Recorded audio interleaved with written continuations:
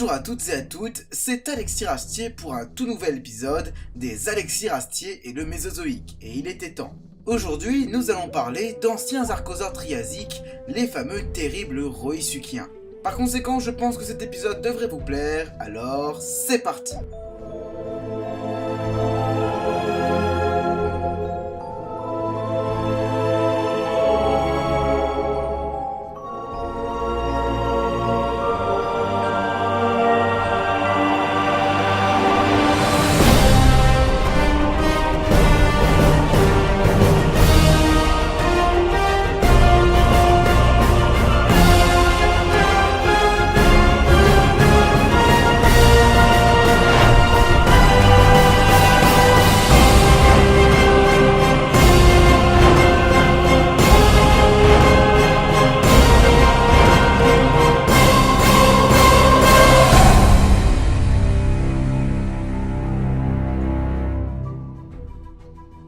Il y a 251 millions d'années a lieu la terrible extinction massive du Permien-Trias. Cette crise biologique majeure engendra la disparition de plus de 90% des espèces vivantes ayant vécu sur notre planète. Après cette crise, la plupart des thérapsides du Permien se sont éteints, libérant d'innombrables niches écologiques. Ces dernières, laissées vacantes, vont alors être rapidement colonisées par les archosauriens. Les archosaures vont ensuite coloniser le supercontinent unique, la Pangée, en seulement quelques millions d'années. Ils vont rapidement se diversifier et coloniser tous les milieux terrestres et aériens. C'est la grande radiation évolutive des archosaures. Parmi le grand clade des archosauromorphes, nous avons déjà parlé des dinosauromorphes et des ptérosaures remphorincoïdes. Il est temps maintenant de découvrir les plus grands prédateurs triasiques, ces archosaures qu'on nomme les Roïsuchiens. Le clade des Roïsuchiens forme un taxon comprenant 4 familles, les Roïsuchidés, les Prestosuchidés, les Cténosaurisquidés et enfin les Poposauridés. Ce groupe phylogénétique appartient à la division des Archosauria et au clade des Curotarsiens, qui étaient constitués des archosaures mais aussi des phytosaures. De plus, les Roïsuchiens étaient particulièrement proches des crocodiliformes. Ainsi, ces deux groupes forment le clade des Pseudosuchiens. Les Pseudosuchiens se caractérisent par un crâne massif, contrairement aux ornithodériens, un clade constitué des ptérosaures et des dinosauromorphes. Le museau est étroit et il a tendance parfois à être allongé. Le cou est court et massif, et le corps est souvent protégé d'un cuir épais, avec des rangées de plaques protectrices. Les Roïsuchiens étaient de grands diapsides, de par leurs deux fosses temporales, qui étaient très proches des crocodiliformes. Ces derniers se caractérisant par leur crâne massif et leur puissante mâchoire pourvue de grandes dents recourbées et dentelées. De plus, leur posture était caractéristique du clade.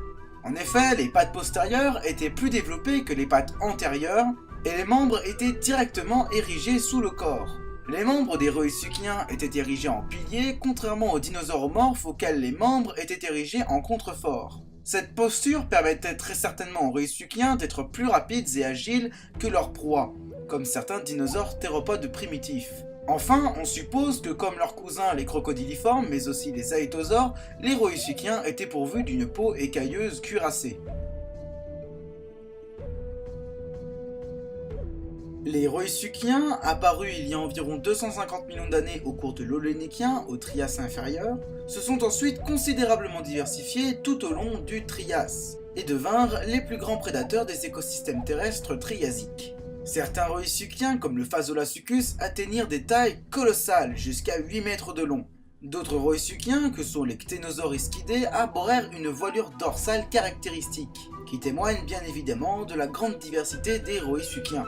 Ils ont prospéré pendant plus de 50 millions d'années, mais ils s'éteignirent lors de la crise du Trias jurassique il y a 200 millions d'années, laissant le champ libre aux dinosaures théropodes.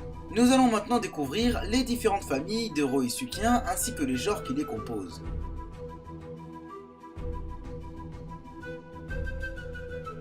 Les Roïsuchidés sont de loin les Roïsuchiens les plus connus, rendus célèbres grâce à la popularisation du genre Postosuchus dans divers documentaires en paléontologie comme Sur la Terre des dinosaures de la BBC.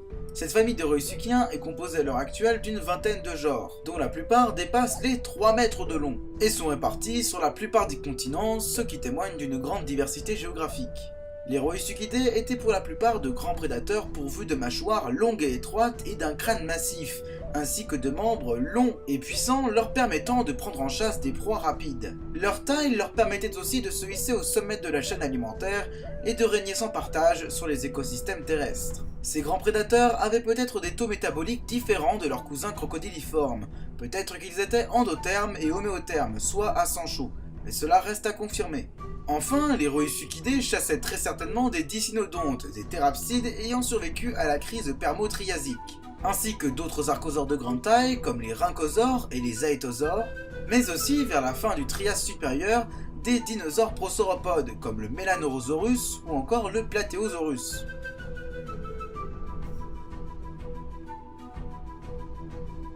Rhoeisuchus, genre type de la famille des Rhoeisuchidae, dont l'espèce type et seule espèce du genre, découverte et décrite à ce jour, est Rhoeisuchus tiradentes, est un grand rhoeisuchien d'environ 4 mètres de long qui fut découvert en 1942 dans le géoparc brésilien de la Paleorrota, par le paléontologue Frederick van Wenne.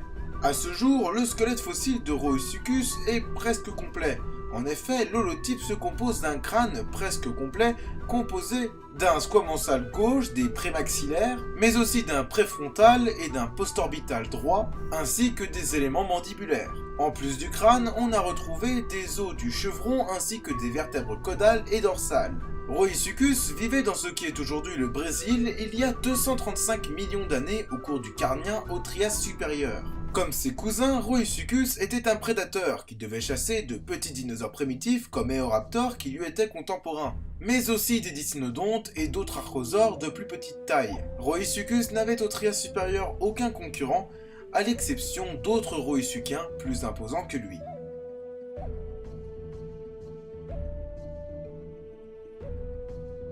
Postosuchus, dont l'espèce type est Postosuchus kirkpatricki, est probablement le Rhoeisuchien le plus connu. Il vécut dans ce qui est aujourd'hui l'Amérique du Nord il y a 220 millions d'années au cours du Norien, au Trias supérieur, et fut découvert et décrit par le paléontologue Sankar Sarteji en 1985. L'holotype de Postosuchus kirkpatricki, découvert en 1985 dans les Cooper Canyon Formation, dans le comté de Garza au Texas, est connu d'un crâne massif très bien conservé et d'un squelette post-crânien incomplet. Une deuxième espèce de Postosuchus, Postosuchus allisonae, fut découverte et décrite quant à elle en 2008 par le paléontologue Peyer.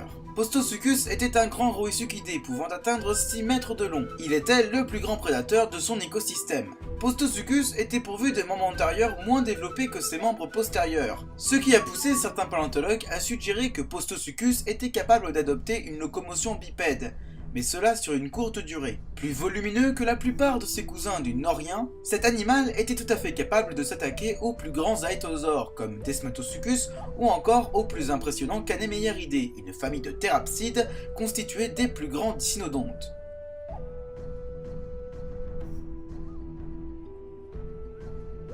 Les Prestosuchidae constituent une famille de Rhoeisuchiens dont le genre type est Prestosuchus. Tous les genres appartenant à cette famille ont vécu du Ladénien au Carnien, soit il y a environ 235 millions d'années au Trias moyen. Leurs ossements fossiles sont répartis en Amérique du Sud, en Amérique du Nord et en Europe, soit une grande répartition géographique. Les Prestosuchidae étaient de grands Rhoeisuchiens, comme leurs cousins, les Rhoeisuchidae, ils pouvaient atteindre des tailles véritablement gigantesques. Le Saurosuchus, par exemple, était le plus grand genre appartenant à la famille des Prestosuchidae. Il pouvait atteindre les 7 mètres de long, ce qui n'est pas rien. Ces Rhoeisuchiens étaient pourvus de puissantes mâchoires et d'un énorme crâne, bien que moins massif par rapport à celui des Rhoeisuchidae. Les crânes de tous les Prestosuchidae étaient pourvus d'un frontal, d'un postfrontal et d'un préfrontal bien développés, ce qui les différencie des Rhoeisuchidae qui en étaient dépourvus. Les Prestosuchidae devaient chasser très certainement les mêmes types de proies que les Rhoeisuchidae, et leur méthode de chasse devait être similaire.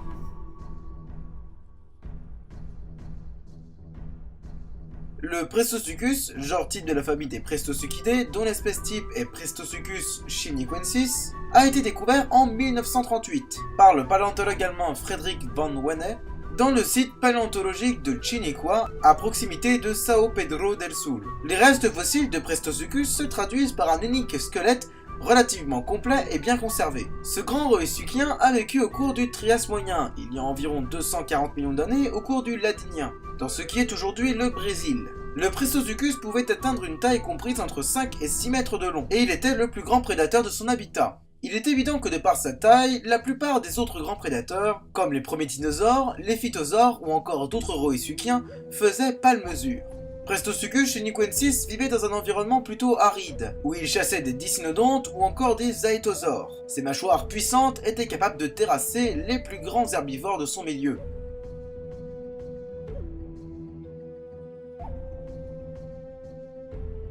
Le célèbre et terrifiant Saurosuchus, un des plus grands Roïsuchiens, dont l'espèce type est Saurosuchus galilei, a été découvert et décrit en 1959 dans la célèbre formation d'Ichigualesto en Argentine. L'holotype de Saurosuchus galilei est constitué d'un crâne complet mais écrasé par les sédiments, de vertèbres dorsales, d'ostéodermes dorsaux et d'une partie du bassin. Il est à noter aussi que d'autres spécimens ont été découverts dans la formation de Chinle en 2002 en Arizona, mais ces derniers sont bien moins complets que l'holotype argentin, seulement quelques dents et quelques fragments de crâne. Cette découverte permet cependant de constater que Saurosuchus galilei n'est pas seulement une espèce gondwanienne, mais une espèce pangéenne.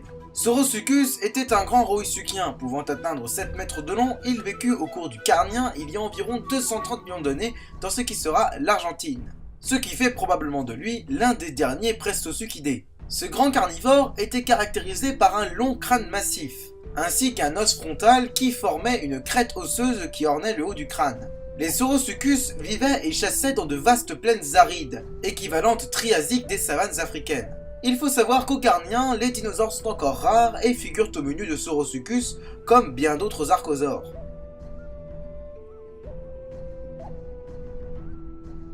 Les Ctenosauriskidae, dont le genre type est Ctenosauriscus, constituent l'une des premières familles des Roïsuchiens à avoir fait son apparition. En effet, les Ctenosauriskidae, une famille proche des Poposauridae, ont vécu au cours de l'Olénéquien il y a environ 247 millions d'années au Trias inférieur. Ces Roïsuchiens se rencontrent dans d'innombrables pays, dont la plupart sont eurasiatiques, ce qui ferait penser à un taxon qui s'est uniquement diversifié en Laurasie. Mais la découverte du genre Hypsilurachis en Tanzanie démontre que cette famille s'est en réalité diversifiée dans toute la Pangée. Les Ctenosauriskidae se caractérisaient par un crâne moins massif que ceux des Roïsuchidae ou encore des Prestosuchidae, mais ils se caractérisaient surtout par l'hypertrophie de leurs épines neurales qui devaient probablement former une voilure dorsale. Cette dernière devait probablement jouer un rôle dans la reproduction, mais peut-être aussi dans la dissuasion en permettant aux Ctenosauriskidae de se faire passer pour plus grands qu'ils n'étaient, et ainsi de dissuader les plus grands prédateurs d'attaquer. La plupart des Ctenosauriskidae mesuraient entre 3 et 4 mètres de long, ce qui est déjà vraiment pas mal.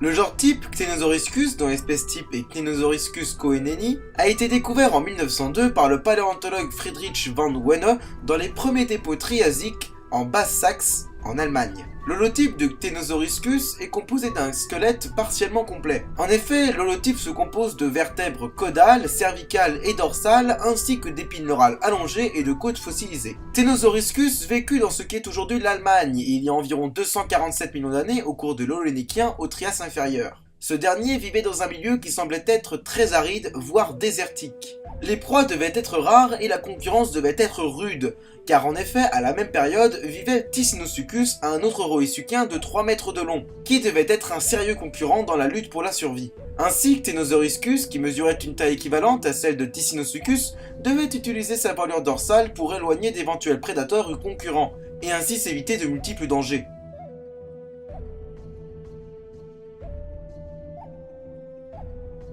Arizonasaurus est le seul taxon nord-américain appartenant à la famille des Ctenosauriskidae, dont l'espèce type et seule espèce du genre est Arizonasaurus babbitti, qui a été découvert et décrit par le paléontologue américain Samuel Paul Wallace en 1947. L'holotype découvert en Arizona en 1947 est très fragmentaire, mais en 2002, un autre spécimen fossile appartenant à l'espèce Arizonasaurus babbitti a été exhumé par le paléontologue Sterling Nebsit.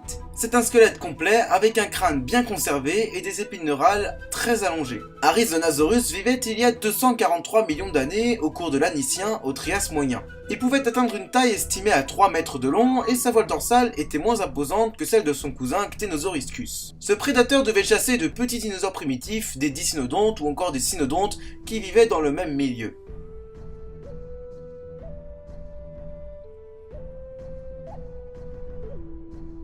La famille des Poposauridés est la dernière famille de Roïsuchiens présentée dans cette vidéo. Cette famille a pour genre type et seul genre valide à l'heure actuelle Poposaurus, et a vécu essentiellement en Amérique du Nord au cours du Trias supérieur, du Carnien au Norien de moins 237 à moins 215 millions d'années avant notre ère. Les Poposauridés se caractérisaient d'une part par leur crâne fin et allongé qui était très proche de celui des théropodes triasiques, et d'autre part à leur mode de locomotion. En effet, ils étaient, à en juger par leurs membres antérieurs atrophiés, bipèdes, et ce de façon constante, ce qui est tout à fait unique chez les Roïsuchiens. Les Poposauridés pouvaient mesurer jusqu'à environ 5 mètres de long, ce qui faisait des grands prédateurs et pouvaient être très agiles et rapides, ce qui leur permettait de prendre en chasse des proies sveltes et rapides comme le Celophysis, un dinosaure triasique primitif contemporain des Poposauridés.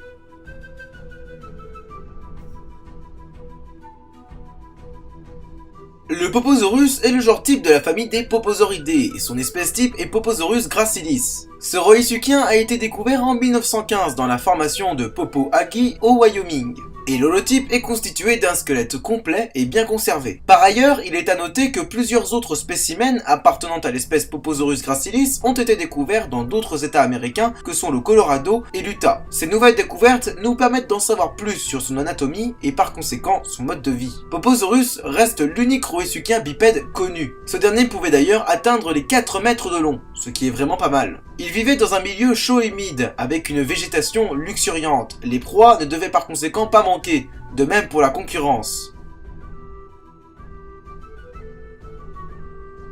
Les Roïsuchiens étaient de véritables super prédateurs des écosystèmes terrestres triasiques. Pendant presque 50 millions d'années, ils se sont diversifiés et ont conquis la totalité de la Pangée. La diversité de forme et de taille, ainsi que leur formidable mâchoire, était la clé de leur succès. À partir du Trias supérieur, les Roïsuchiens vont cependant être de plus en plus concurrencés par les dinosaures théropodes, qui conquièrent comme eux la Pangée. Et à partir du Norien inférieur, c'est-à-dire il y a environ 220 millions d'années, les Roïsuchiens commencèrent à décliner. Leur âge d'or est terminé. Ainsi, il y a 200 millions d'années a lieu la terrible crise du Trias jurassique.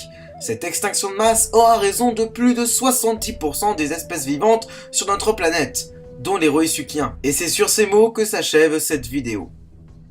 Et voilà, cette vidéo est à présent terminée, j'espère qu'elle vous aura plu. Si c'est le cas, abonnez-vous et partagez la vidéo. Vous êtes désormais plus de 1000 abonnés sur ma chaîne, ce qui est formidable et je vous en remercie. Continuez à voter dans le Stropod, ce qui me permettra de savoir quelle famille de théropodes vous préférez pour la prochaine vidéo des LGHDT. Allez, salut à tous et à bientôt!